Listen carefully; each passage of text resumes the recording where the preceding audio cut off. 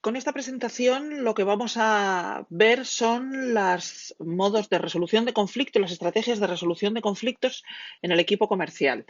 Pertenece a la unidad de aprendizaje 6 del módulo Gestión de la fuerza de ventas y equipos comerciales.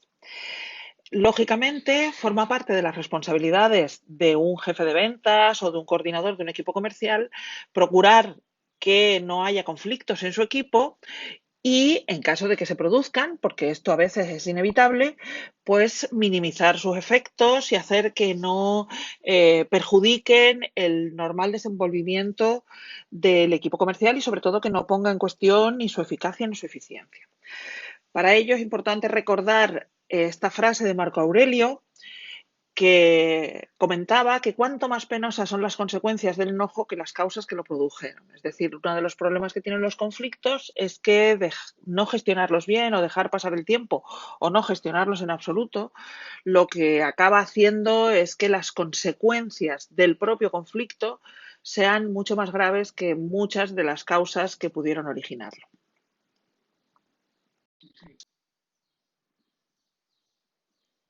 Lo primero que tenemos que preguntarnos es qué es un conflicto. Entonces es importante también tener una idea en la cabeza de lo que consideramos un conflicto, porque muchas veces cuando utilizamos la palabra conflicto lo que se nos viene a la cabeza son gritos, malestar, disgusto, en definitiva las emociones asociadas al conflicto. Y sin embargo, el conflicto puede desarrollarse y de alguna manera no dar lugar a esas emociones que tan fácilmente identificamos con él. Por lo tanto, ¿cuándo se produce un conflicto? Un conflicto es un proceso que se inicia cuando alguien percibe que otra parte le ha afectado de manera negativa o que incluso, aunque no le haya afectado todavía, está a punto de afectar de manera negativa alguno de sus intereses. Hablamos de una parte que puede ser una persona o puede ser una organización. Pensemos los conflictos que se dan entre países, entre empresas, etcétera. Entonces, cuando una parte prevé que otra pueda llegar a afectar a sus intereses, o bien una parte considera que la acción de otra parte ha lesionado sus intereses o le ha perjudicado, en ese caso es cuando se produce el conflicto. Es decir, el conflicto se produce incluso mucho antes de que se verbalice, de que se pongan encima de la mesa emociones negativas, etcétera, etcétera. ¿Vale? Entonces es importante que tengamos en cuenta esto. Un conflicto se produce cuando una parte considera que sus intereses han sido perjudicados o bien prevé que esos intereses puedan ser perjudicados. Bien, para empezar a pensar en los conflictos y en hacer un análisis de los conflictos desapasionado y formal, eh, hablemos, debemos entender también el círculo de la apatía. El círculo de la apatía es un círculo en el que trata de explicar cómo nos sentimos las personas o cómo se mueven las personas y los equipos en situaciones de equilibrio. Es decir, de alguna manera de lo que se trata es de identificar que a veces las personas no están motivadas, no tienen soporte, no. ¿Por qué se produce esto? Pues porque no hay, se está analizando el conflicto y se está evitando totalmente el conflicto. Fijémonos que en situación de apatía la confianza entre los miembros decae, el equipo ya no trabaja como un grupo, eh, no hay nuevas ideas, se produce poca participación, la operación es reactiva y no hay creatividad y los clientes acaban estando insatisfechos. Es decir, fijémonos lo que está a la izquierda. Un grupo armonioso, pacífico, tranquilo y cooperativo tiende a ser estático, apático y a no responder a las necesidades de cambio. Es verdad que a veces el intentar por todos los medios rehuir el conflicto, evitar el conflicto, no dañar los intereses de otros, nos hace tener una actitud apática, es decir, con tal de no molestar, con tal de de no hacer cosas que puedan perjudicar a otros o que puedan ser percibidas por otros como perjudiciales, llega un momento en que casi nos inmovilizamos, seguimos haciendo las cosas como estaban, como se hacían siempre, procuramos no hacer cambios, no hacemos propuestas nuevas, por si alguien, la resistencia al cambio puede hacer que alguien se sienta incómodo y al final se llega a este círculo de la apatía que lleva a la inmovilidad, a la inoperancia, a la ineficiencia y que desde luego está totalmente en contra de las tendencias en las que nos estamos moviendo actualmente. Por lo tanto, no veamos el conflicto siempre como algo negativo. Incluso cuando se percibe un perjuicio de intereses, eso no tiene por qué ser negativo. Lo veremos también a continuación, porque a la hora de negociar con un cliente le puedo hacer una oferta y cuando el cliente me dice, pues esto no me interesa porque es muy caro, puedo sencillamente darme la vuelta y decir, pues tiene usted razón, adiós, me voy. Hemos dejado de vender y a lo mejor el cliente quería comprar, lo que quería era entrar en una negociación. Es verdad que esa situación es una situación clara de conflicto.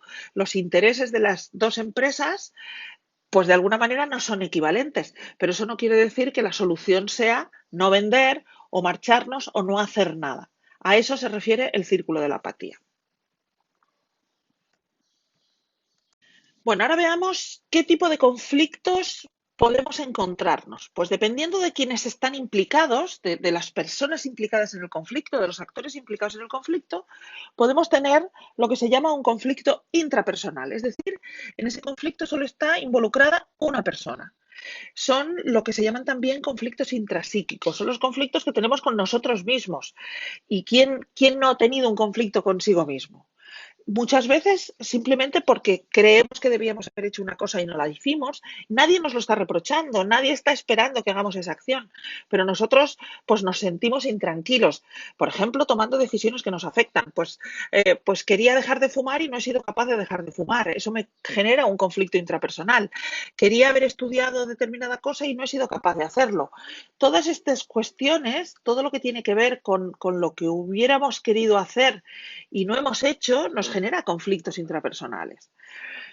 Luego también tenemos cuando están involucradas dos personas, por así decirlo, o más de una persona, tenemos lo que son conflictos interpersonales. Los conflictos interpersonales entonces ya involucran a más de una persona. En esta imagen vemos a dos, pero pueden estar en los conflictos interpersonales, pueden estar involucradas más de dos personas incluso, o sea, varias personas. La diferencia entre el interpersonal y el intrapersonal es que en el intrapersonal es solo una persona y en el interpersonal es más de una persona. Son los típicos conflictos de parejas, de amistad, los conflictos que se pueden dar en una comunidad de vecinos, etcétera. Luego, cuando ya el conflicto afecta a varias personas, podemos estar en un conflicto intragrupal o en un conflicto intergrupal. Un conflicto intragrupal es el que se desarrolla dentro de un grupo. Todos los conflictos intragrupales son conflictos interpersonales porque participan más de una persona. Pero no es lo mismo, se puede tener un conflicto interpersonal que no sea intragrupal, porque no necesariamente las personas que están metidas en el conflicto pertenecen a un grupo. ¿Cuándo hablamos de conflictos intragrupales? Cuando está claramente delimitado que hay un grupo de personas que tienen algún tipo de vínculo. Por ejemplo, un conflicto intragrupal es un conflicto que se da dentro de una familia. Un conflicto intragrupal se puede dar dentro de un partido político, dentro de una de las personas de un departamento de una empresa. Esos son conflictos intragrupales. Hay un grupo definido y las personas que pertenecen a ese grupo, por alguna razón, están involucradas en un conflicto. Y un conflicto intergrupal es el que se da entre varios grupos o entre dos grupos. Es decir, a veces el conflicto no se da dentro del mismo grupo, sino que son las personas que pertenecen a un grupo entran en conflicto con las personas que pertenecen a otro grupo. Un clarísimo conflicto intergrupal es el que se da entre los hinchas de los equipos deportivos, por ejemplo, de los equipos de fútbol. Los hinchas de un equipo forman una piña en contra o en conflicto con los hinchas del otro equipo que forman una piña. De hecho, si tenemos en cuenta la definición estricta de conflicto, los propios partidos, las propias competiciones deportivas son conflictos intergrupales. Es decir, hay un equipo que quiere ganar y otro equipo que quiere ser el que gane en contra del anterior. Luego, no necesariamente tiene que haber broncas, peleas, malos modos, emociones desagradables para que se produzca un conflicto. Y ahí lo vemos clarísimamente. La definición de conflicto es que los intereses son contrapuestos y en un partido de fútbol los intereses de los dos equipos son contrapuestos. Por lo tanto, hay un conflicto intergrupal, independientemente de que las personas puedan llevarse bien entre ellas. Veamos ahora los tipos de conflictos según las causas. Esto es interesante porque dependiendo de las causas, los tratamientos de los conflictos van a ser de un tipo o de otro. Y además, dependiendo de las causas, pues hay conflictos más fáciles de resolver que otros. Por ejemplo, cuando los conflictos se basan en la relación entre personas, es decir, lo que se pone en cuestión es que las personas, por razones personales, se sienten maltratadas, se sienten que la otra persona no les demuestra un cierto respeto o un afecto, es decir, tiene que ver con la pura relación personal, se llaman conflictos de relación. En estos casos, lo que se pone en juego es la percepción de las personas respecto a la forma en que están siendo tratadas por otras personas en el sentido personal. Aquí estos son los típicos conflictos, pues como decimos, de las parejas, de las familias, los conflictos que se dan entre, pues se pueden dar incluso entre amigos, cuando los amigos se enfadan. Podríamos pensar que los conflictos entre vecinos, por ejemplo, son de este tipo también. A veces pueden serlo, pero veremos que hay otros ejemplos de conflictos que a lo mejor se ajustan más a los conflictos, por ejemplo, entre vecinos o incluso entre personas de una empresa. Otra tipología de conflicto, dependiendo de las causas, son los conflictos de información. Los conflictos de información se dan cuando las personas no manejan la misma información o interpretan la información que se les ha proporcionado de manera distinta. Estos conflictos son muy típicos en los entornos laborales. La empresa proporciona una determinada información y las personas la interpretan de manera distinta. O bien, dependiendo del departamento en el que nos encontremos, la información llega por unas vías o llega por otras o sencillamente no llegan.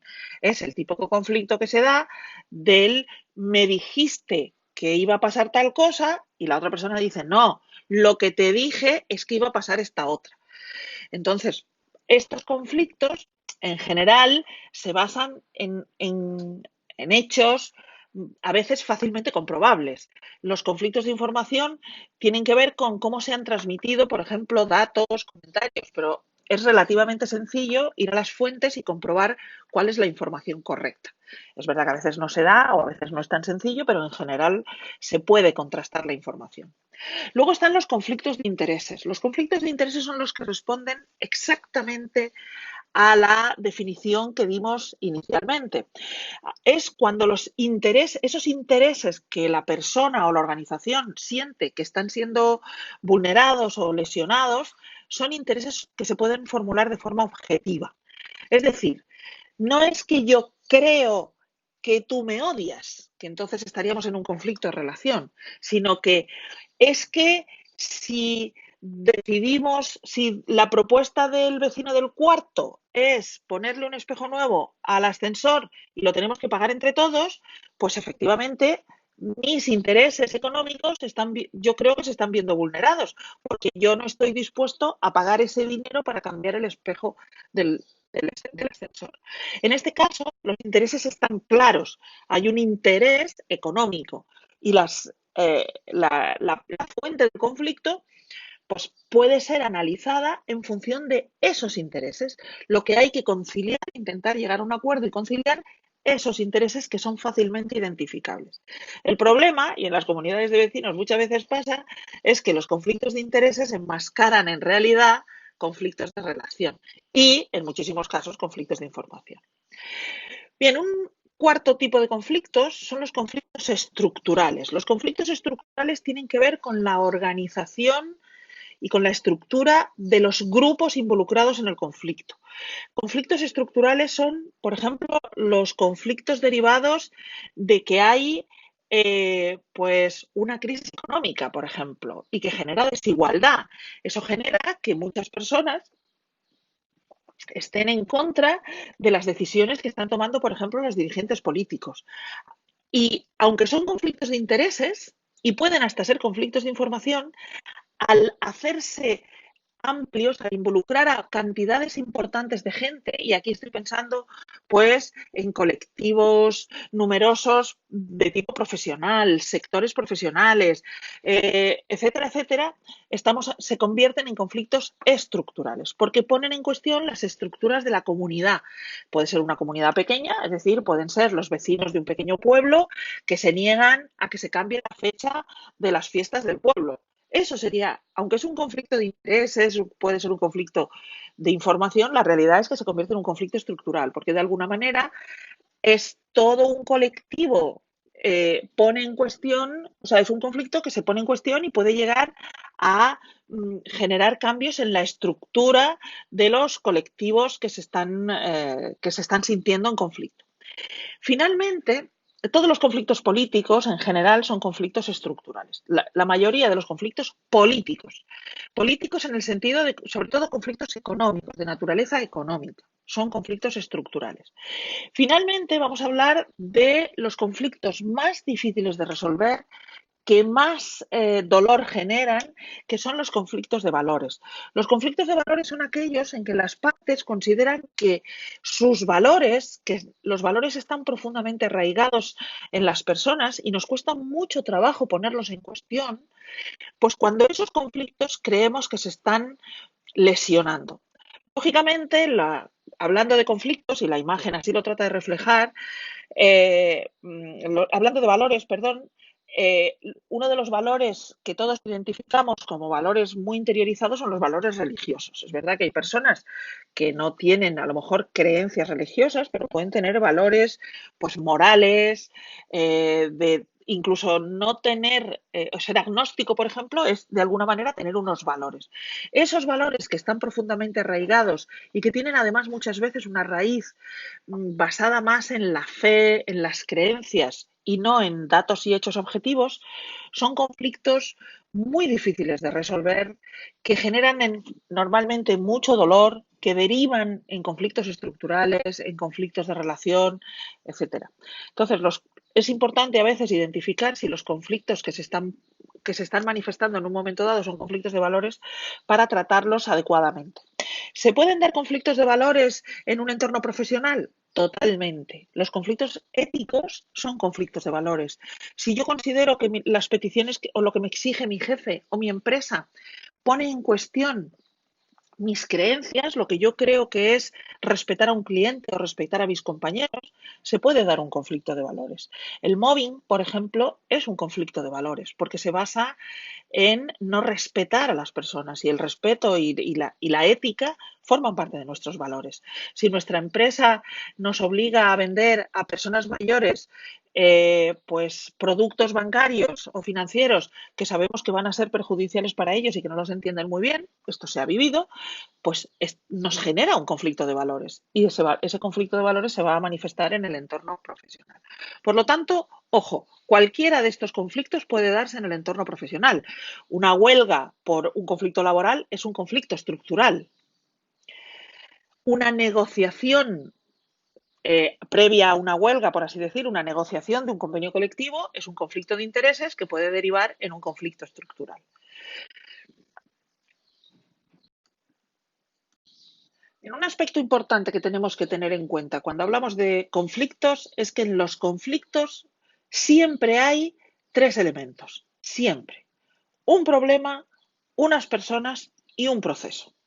Es decir, nunca se va a dar un conflicto en el que no aparezcan estos tres, digamos, actores.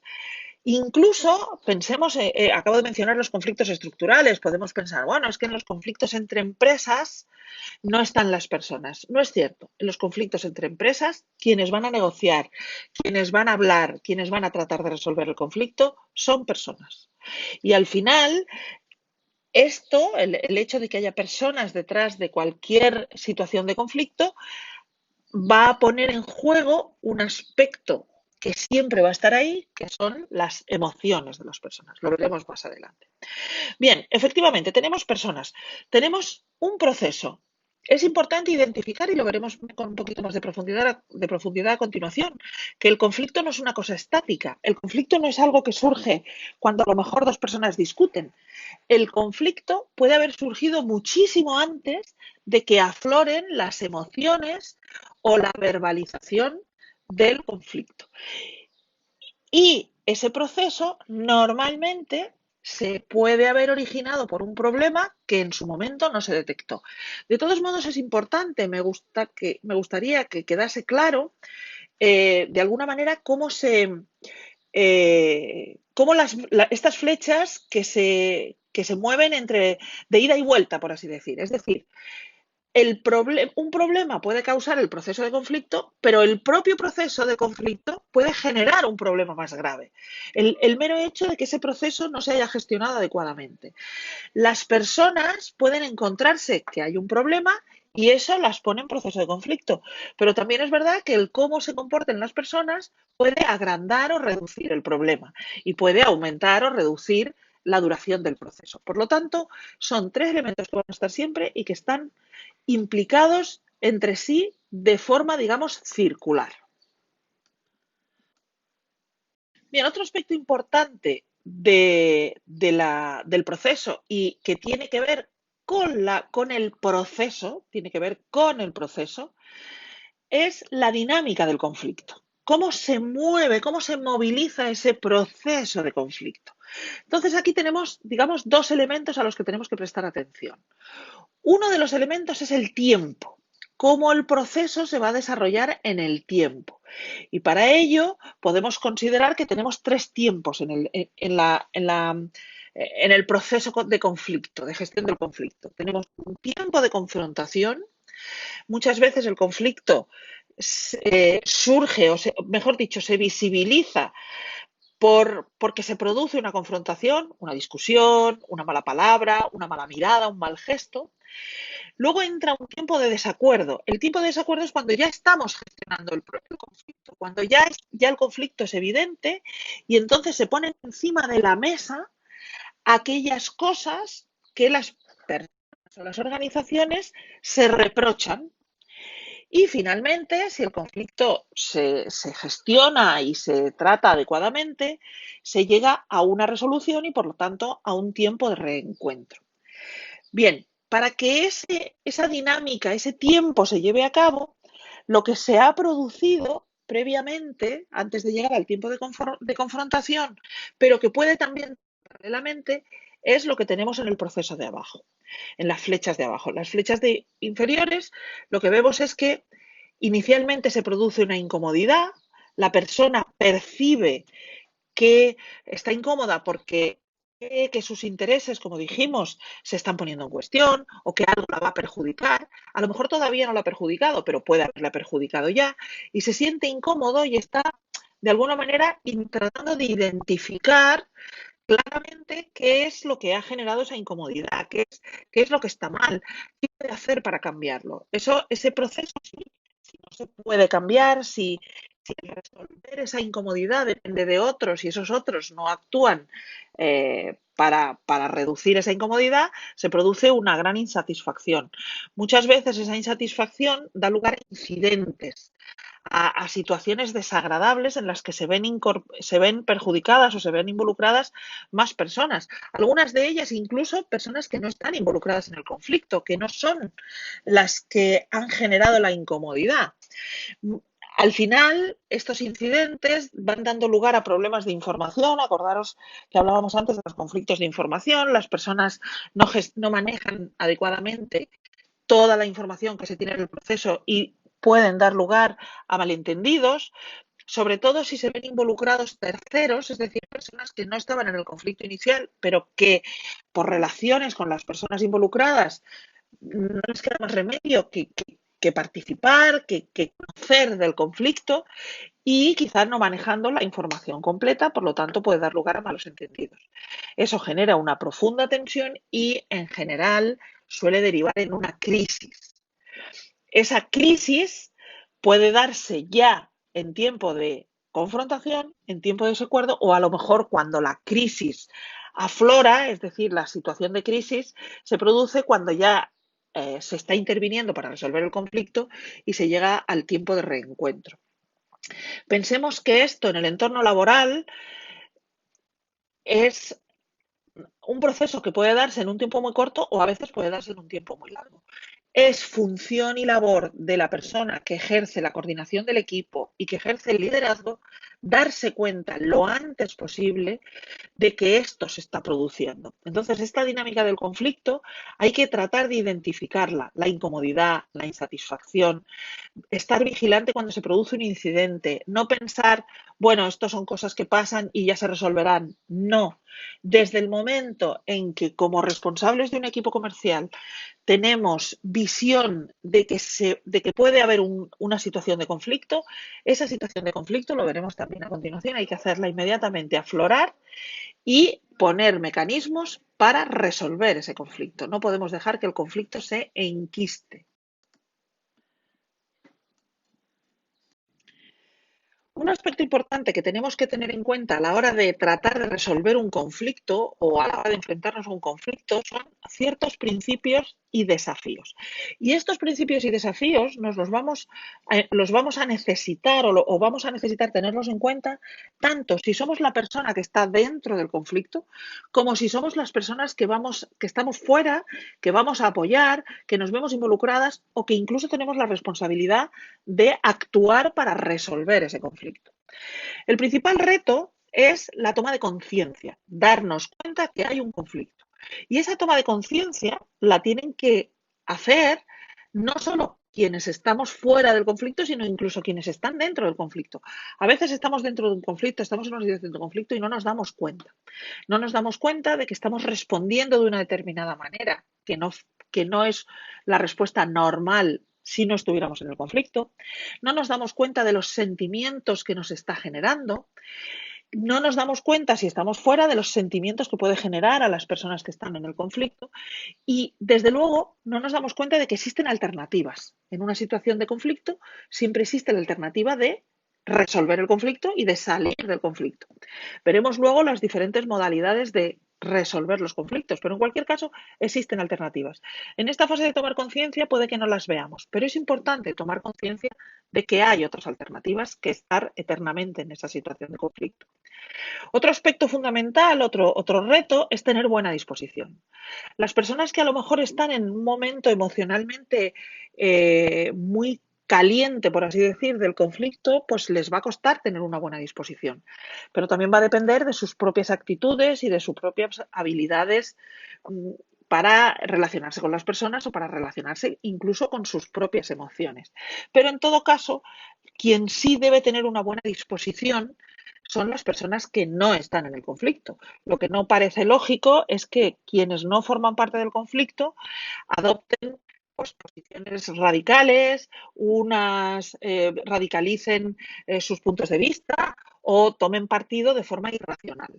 Hay que tener buena disposición para ver nuevas aproximaciones, estar dispuesto a cambiar, a reenfocar y aceptar la crítica. Y ya digo, esto de alguna manera vale para quien está metido en el conflicto como para quien está tratando de ayudar a que se resuelva el conflicto.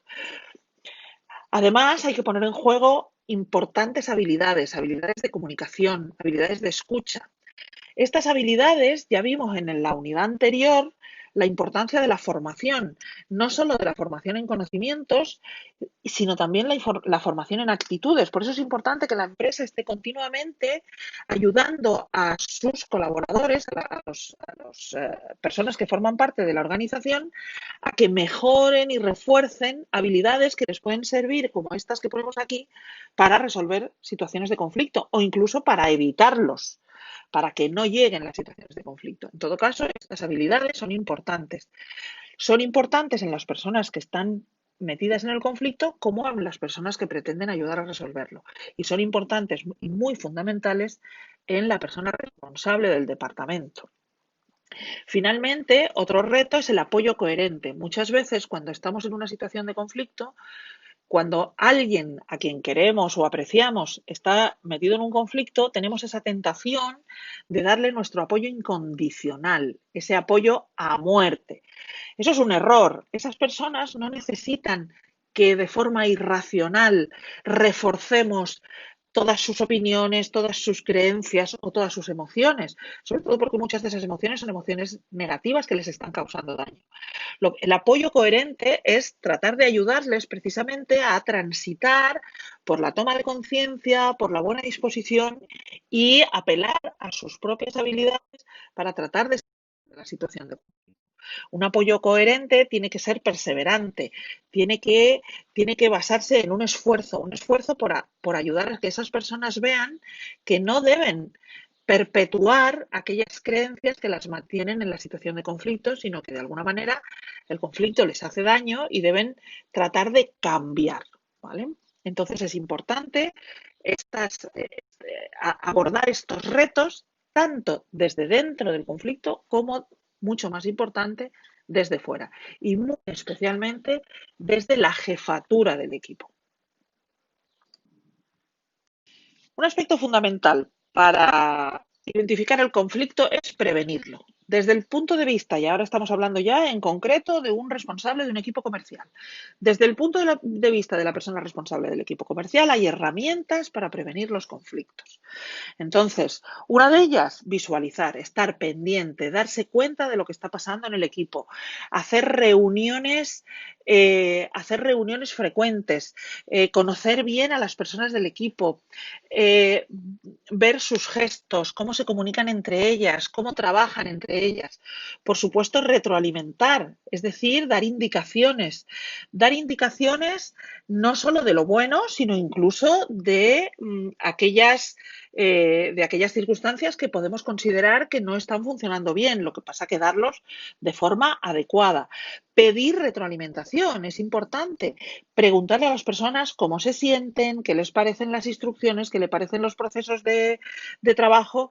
El pedir retroalimentación se hace en las organizaciones con las encuestas de clima laboral, por ejemplo, es una herramienta fundamental, pero incluso dentro de un departamento, si la empresa no tiene estas herramientas, pues dentro de un departamento, un responsable comercial en las reuniones periódicas puede pedir a las personas que se manifiesten, incluso en grupo o a título individual. Otro aspecto fundamental es definir expectativas, es decir, saber las expectativas de las personas que forman parte del equipo, porque a veces el conflicto viene sencillamente de que la persona tenía una expectativa y esa expectativa se ha visto frustrada. Y, por supuesto, revisar el rendimiento. No esperar a que un mal rendimiento se convierta en un conflicto porque haya que amonestar, por ejemplo.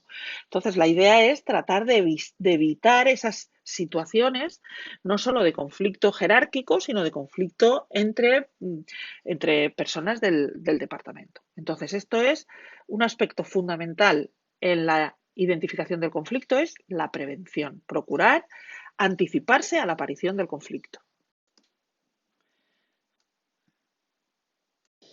Como dijimos antes, uno de los aspectos fundamentales de la parte persona en los conflictos es la gestión de las emociones, la aparición de las emociones y cómo evolucionan las emociones en, eh, en el desarrollo del conflicto. Entonces, bueno, aquí vemos una jerarquía para analizar cómo las emociones hacen que al final cualquier conflicto, incluso basado en conflicto de intereses, se pueda convertir en un conflicto de relación. Entonces, en una primera fase inicial, de alguna manera, el conflicto se define emocionalmente. ¿Cómo se define emocionalmente? Pues porque se reconoce que hay un conflicto y hay algún desencadenante, un desencadenante emocional, un mal gesto, pues incluso una mala palabra, una mala respuesta. De alguna manera, detectamos y reconocemos que hay un conflicto porque se ha producido ese desencadenante que es una manifestación de una emoción. Cuando el conflicto está emocionalmente cargado, es decir, cuando las emociones ya han cobrado un gran protagonismo, se produce un efecto de intensificación de esas emociones. Y eso ya afecta al comportamiento. Aquí tenemos comportamientos de no puedo trabajar con esa persona o comportamientos que pueden llevar incluso a patologías depresivas, etcétera. Entonces, eh, esos comportamientos, a veces el desencadenante no se percibe, pero el comportamiento ya se percibe clarísimamente.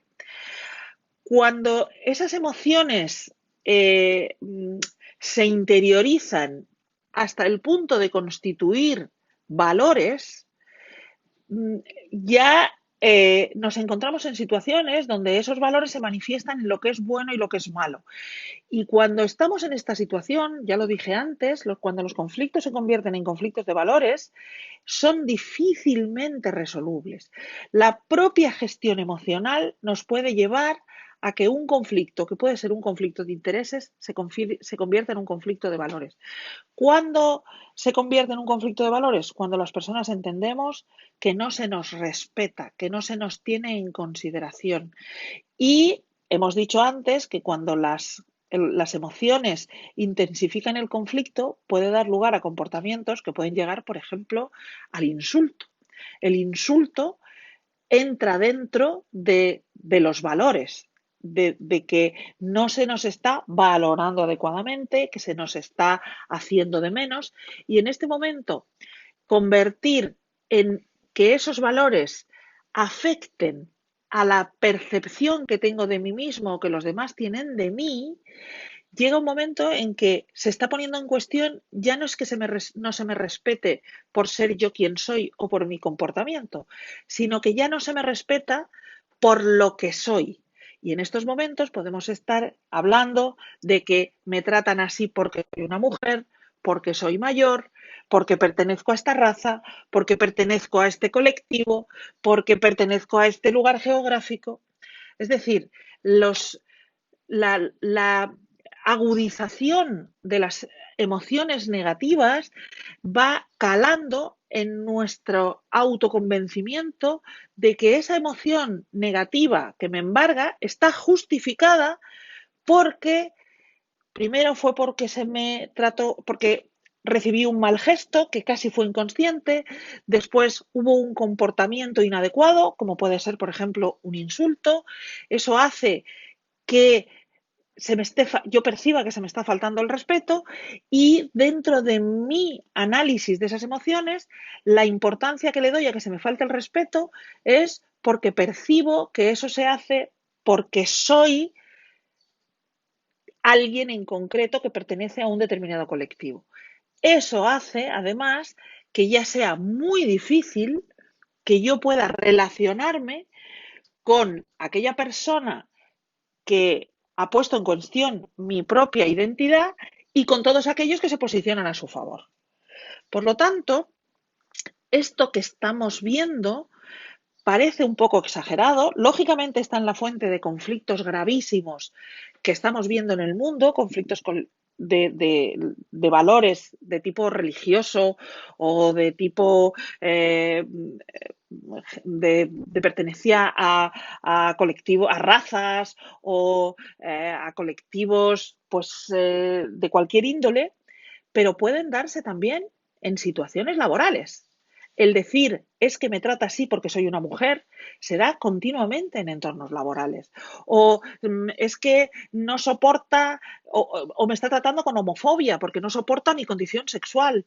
O no soporta que pertenezca a la sucursal de Andalucía. Este tipo de cosas se dan y tenemos que gestionar muy bien las emociones para tratar de evitarlas.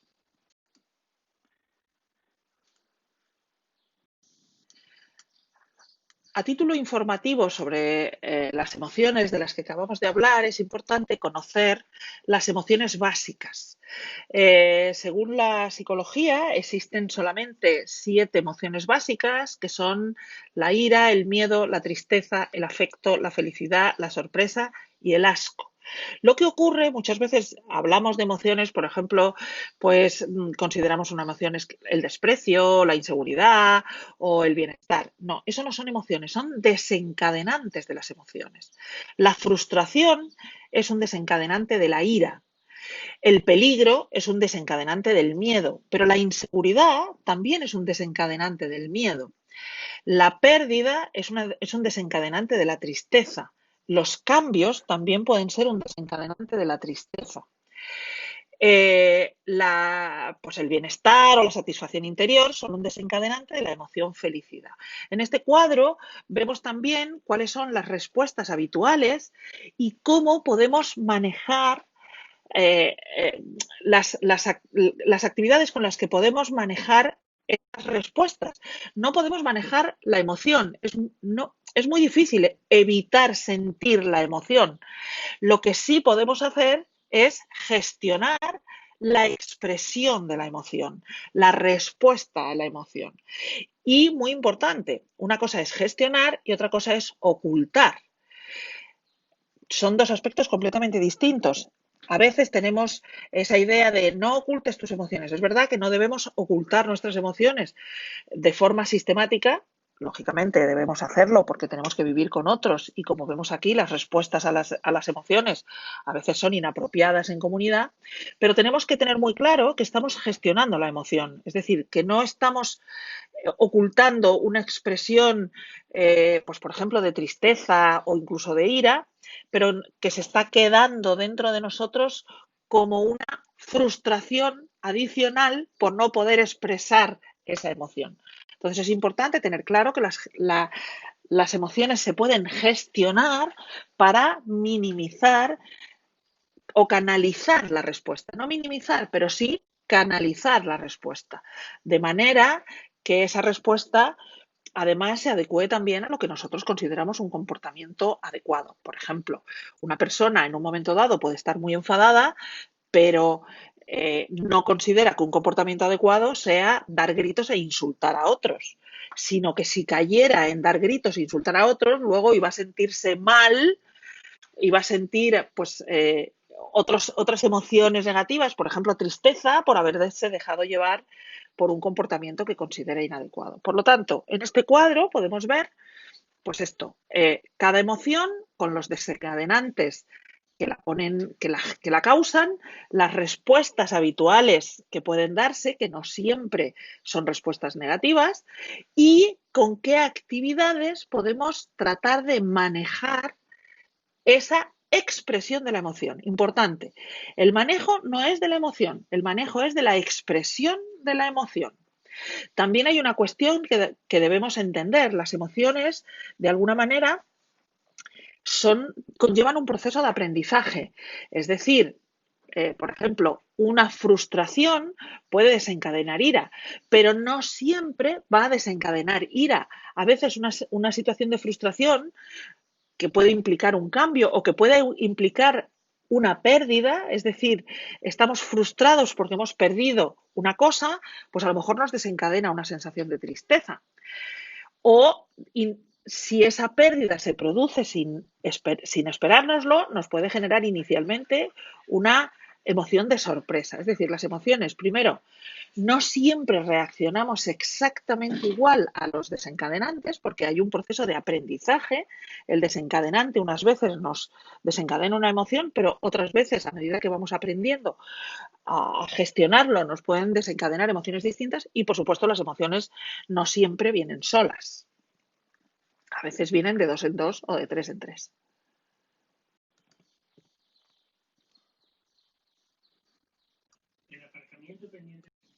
Hablemos ahora de un elemento fundamental en la resolución de conflictos, de todo tipo y en todos los ámbitos, que es la escucha. La escucha activa es el esfuerzo mental y físico para intentar captar todo lo que nuestro interlocutor está tratando de transmitirnos. Muy importante, cuando un interlocutor nos está transmitiendo un mensaje, no solo nos está transmitiendo lo que nos está diciendo con las palabras, ni siquiera si nos lo escribe, sino que hay un montón de información adicional que podemos percibir. Eso es la escucha activa. La escucha activa es, por eso decimos que es un esfuerzo mental y físico, porque ponemos nuestros sentidos y nuestro cerebro al servicio de interpretar la comunicación verbal, si fuera una comunicación verbal, la comunicación escrita, si fuera una comunicación escrita, y toda la parte no verbal, en el caso de que tuviéramos a nuestra disposición comunicación no verbal, incluso en la comunicación escrita, aunque parezca complicado, la forma de expresar las cosas en una comunicación escrita reflejan el estado anímico en el que podía estar nuestro interlocutor, el estado emocional en el que podía estar nuestro interlocutor, no solo por las palabras que utiliza, sino por cómo las expresa. Si las expresa en frases largas, en frases cortas, si utiliza mayúsculas, si utiliza comillas para dar énfasis. Este tipo de esfuerzo para percibir la comunicación, lógicamente cuando hablamos de escucha estamos hablando de comunicación verbal, pero incluso el esfuerzo de leer entre líneas es un esfuerzo para captar la comunicación. Todo el esfuerzo que hagamos para captar adecuadamente la comunicación o el mensaje que se nos está tratando de transmitir redundará de forma beneficiosa en la gestión, en la prevención y gestión de los conflictos. Abundando en la escucha activa, ¿qué elementos tenemos para que ese proceso de escucha no se quede solo en el mensaje verbal? Pues la comunicación no verbal. La comunicación no verbal tiene que ver pues con los gestos, con el contacto visual, con el lenguaje del rostro y muy importante, con la sonrisa. Pero también tiene que ver con el cuerpo. Aquí tenemos lo que llamamos gestos de descarga, el tamborileo de los dedos en la mesa, el, eh, a veces el bascular entre los dos pies, el movimiento de las manos, la importancia de distinguir cómo hablamos cuando estamos de pie o cómo hablamos cuando estamos sentados, el que la persona se incline hacia adelante cuando está transmitiéndonos un mensaje o se eche hacia atrás, el hecho de que tenga los brazos cruzados por delante del cuerpo. Todos estos mensajes nos están transmitiendo información y sobre todo y fundamentalmente nos están transmitiendo información de las emociones. Ya hemos visto la importancia que tienen las emociones en la resolución y en la gestión e identificación de los conflictos. Otro elemento clave en la escucha activa y en la gestión de conflictos, la empatía. La empatía es ponerse en el lugar del otro, pero la empatía no es lo que nos anima a decir yo en tu lugar lo que haría. Eso no es ponerse en el lugar del otro, eso es tratar de poner tratar de poner al otro en nuestro lugar.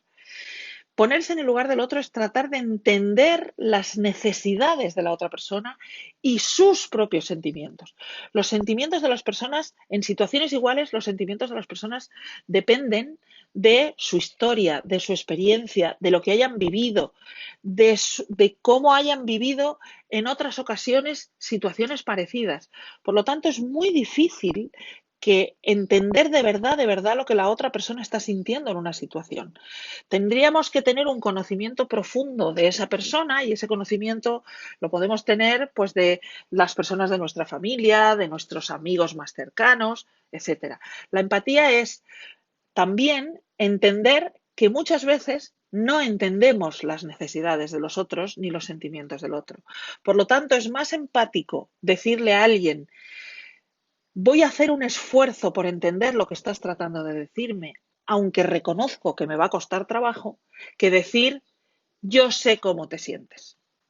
Esa frase del sé cómo te sientes muchas veces no refleja un verdadero esfuerzo por saber cómo se siente la otra persona. Porque aunque creamos que hemos vivido una situación similar, no necesariamente nuestras vivencias nos han preparado para vivirla de la misma manera que la está viviendo la otra persona. Por lo tanto, la empatía es un ejercicio importantísimo. No se enseña en los colegios, o por lo menos no se enseñaba en los colegios cuando las personas que ahora somos adultas estudiábamos, y de alguna manera las organizaciones tienen que esforzarse en que las personas aprendamos a ejercitar la empatía. No es fácil, depende de muchos factores y desde luego depende de algo muy que ya se ha mencionado, que es la escucha activa. Es decir, para entender de verdad las necesidades de los demás tenemos que escucharles con atención. No solo lo que nos dicen, sino cómo nos lo dicen.